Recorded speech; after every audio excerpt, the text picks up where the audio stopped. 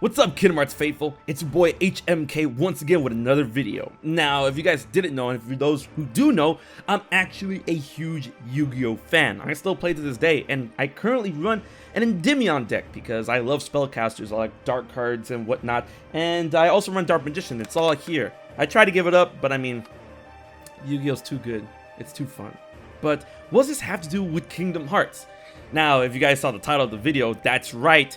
Kingdom Hearts is actually getting its own inspired series of cards, an archetype within Yu-Gi-Oh! And it's so hype, and I can't wait to break down on how this relates to Kingdom Hearts and to other things within the video. But before we get started, be sure to like, favorite, share, and most importantly, subscribe to HMK for more awesome Kingdom Hearts content every week, and maybe some more Yu-Gi-Oh! Content, because I do dabble in that every now and again on the channel. So yeah, you should definitely subscribe and hit that bell to know when the video goes live. Now, if you're ready, let's strap on in to get ready to dive into the darkness. Now, you heard that right. Kingdom Hearts is getting its own inspired archetype in Yu-Gi-Oh! Right now, it's going to premiere in the OCG pack, which is coming out in April, known as Dawn of Majesty. Now, when it comes to Yu-Gi-Oh! Over in the States and over worldwide and Japan has the OCG, which is the official card game, and everywhere else has the TCG, the trading card game. Now, it takes a bit time for, cards to come from the OCG to the TCG, and sometimes they get exclusives, and sometimes it takes a while, but yada yada yada. Anyways, this is coming out in Japan first, and I might just get those Japanese cards, and if they come out, in English, I'm gonna get those cards too, and it's gonna be very cool. Now, this isn't something new that Yu-Gi-Oh! Does. They do a lot of things where they get inspired archetypes on other properties to put in the game, which actually is really cool. One of my favorite things in Yu-Gi-Oh! When it comes to the archetype inspired by something else is Cosmos. And if you guys don't know what Cosmos is, it's Star Wars mixed with the Wizard of Oz. And I'm like, bro, it's really cool. You should definitely search that up and see all the similarities and whatnot. It's really nice. Another series of cards is the Vendread cards, which is Resident Evil mixed with Spawn. And I'm like, bro, that's really, really cool. Now, for this case in point, for the Kingdom Hearts cards, it's not just Kingdom Hearts. It's Kingdom Hearts mixed with something else. It's Kingdom Hearts fused with, all right, drum roll please.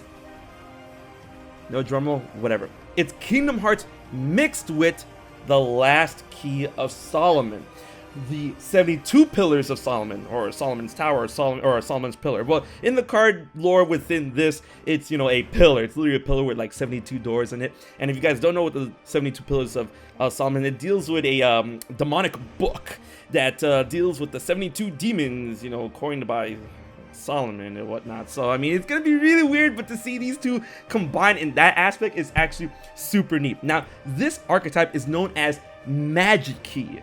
Magikey, Keyblade, Magikey, and whatnot. And the main card to this set is Magikey Sky Blaster Clavis, who is basically like their version of Sora. And let me read you this flavor text, which I hope they do not nerf in this in English. This is the flavor text. This is literally the text to the card. I'm gonna read it out for you. Let's see if you recognize them. Every person is brimming with potential to go or to stop, to close or to open, depends on yourself. There are many doors in this dazzling world. What opens them is a magical key. 2 keys, 1 door, 2 wills, and 1 form. If the door is open, the world shall be connected, and enormous power shall reveal itself. Sounds familiar? That's literally Kingdom Hearts 1. Bro, when I first saw these cards, I'm like geeking out because I love Yu-Gi-Oh! I love Kingdom Hearts. That's literally Kingdom Hearts 1. So I'm really sold in this card. And even if you look at the artwork of this card, Clavis is doing a pose that is very similar to Sora's trademark Ragnarok pose, as you saw in the thumbnail for this video. I mean, you can't make this stuff up, guys.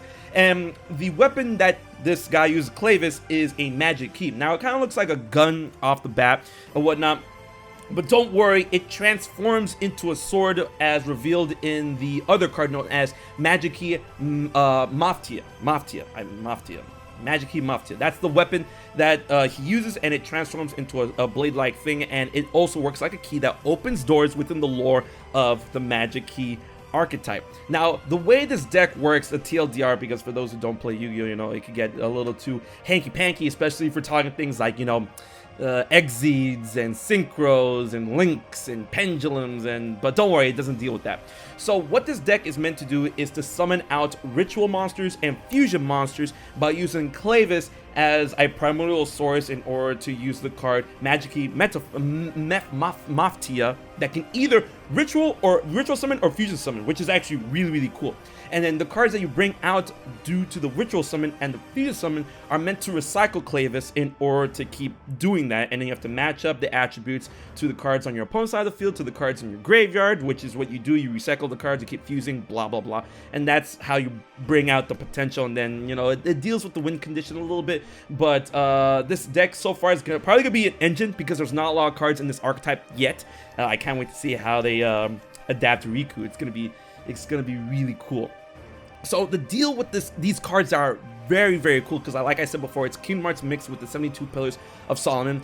These ritual monsters and these fusion monsters are based on the demons that you can find in the 72 Pillars of Solomon in the last Key of Solomon in the book, right? And we have such demons such as, you know, Maftia, Barbados, Argrius, Andromalius, and Glacia Labalas, whatever. It's a lot of, you know, Hebrew Latin names, and I kind of it's hard for me to pronunciate those names, so give me a chance. But what is cool that, you know, separates the two when it comes to how it relates to Kingdom Hearts is that the weapon that Clavis uses, the Magikey, or I should say the Keyblade in his idea, because even though you ritual summon using Clavis as material, he doesn't really go away because you can see him on the cards, on the card art of the other cards that you're trying to summon out, including the ritual monsters and the fusion monsters. Now, the ritual monsters act as Keyblade, or I should say Magikey transformations, just like in Kingdom Hearts 3. So Keyblade transformations, those are the ritual cards. So you ritual summon using Clavis, using Magikey Maftia, and the first thing you get is Batos Buster, or Barbados Buster, Batos Buster, whatever, which the Magikey turns into a Gatling gun. And that seems kind of, you know, a little reminiscent of the double arrow guns, and then it transforms further. Well, it doesn't really transform further. You can, you know, ritual summon from Batos Buster into Magikey Cannon Garsvet, which is a giant cannon. So it goes from a Gatling gun to a cannon, kind of like how the arrow guns go from the arrow guns into the magic launcher. And I'm like, bro. So the ritual cards are the Keyblade transformations, and the fusion cards are the summons, because of course, like in Final Fantasy and in Kingdom Hearts, you can summon allies to help you, you know, fight the Heartless or the enemies or whatever. And these summons that Clavis summons are more based on, you know, demons and whatnot. But I mean, to be fair, one of the summon beasts, Anziala Bola, and bro, it starts with an A. All right. This kind of looks a little bit like a Heartless. It looks like Darkhide, but I mean, I don't think it's, you know, based on Darkhide. It's more based on, you know, the demon from 72 Pillars of Solomon. And the other thing that you can summon is the Summon Dragon, Andrabimus. Alright, that's cool. So we have the rituals that transform the key, the Magikey, the Keyblade, and we have the fusion summons, which act as the summons that Clavis summons, you know, using the power of his heart or whatever. There's even trap cards that's supposed to help you with this whole archetype, because like I said before, you're supposed to match attributes between that of yourself and what's in your graveyard to your opponent's field. And that seems kind of really hanky-panky, because I mean, like, oh, I have all these, you know, elements, all these attributes that I can, you know, I have fire, wind, and Clavis himself is dark.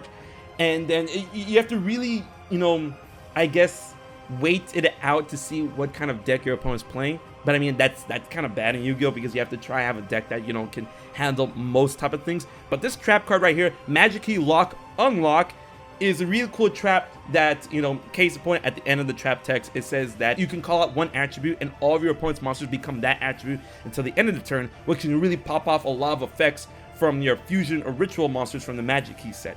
and I'm like, okay, that's actually super neat. Right now, it seems like this deck is going to be more of an engine or anything like that, or anything else like that, because Clavis is the only normal monster in this set that is part of the Magikey archetype, and the archetype itself needs a lot of normal monsters in order to pop off its effects if you're not using Clavis, because you only have 3 of one card, right? So you can only have like 3 Clavises or whatever. Even though you recycle through them, you know, it still seems to be more of an engine than an actual full archetype that you can mess around with. Not like, you know, Cosmos, not like Vendreads, not like Burning Abyss or anything that has like a whole set of cards that you can build your whole deck, and then you have staples in it or whatnot. Like Endymion, I can have like my whole set is like Endymion cards. There's like Servant of Endymion, there's Endymion himself, there's, you know, Reflection of Endymion. But for the Magikey, it seems that it's gonna be a very new fledgling type series, and I cannot wait to see where it goes. And if this comes out worldwide, you already know that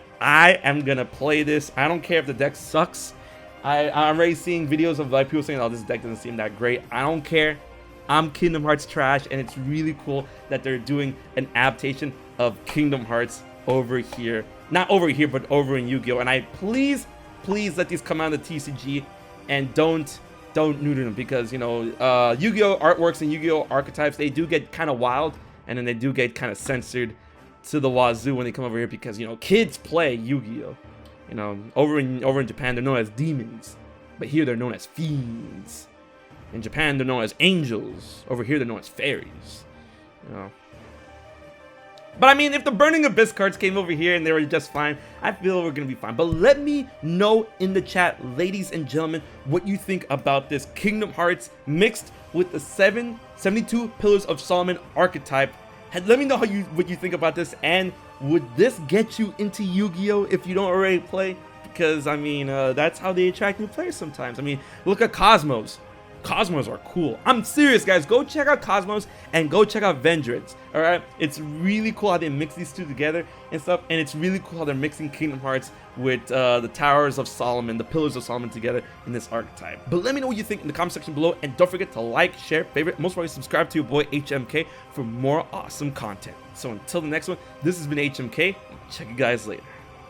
So you haven't subscribed to HMK yet? Don't piss Xemnas off.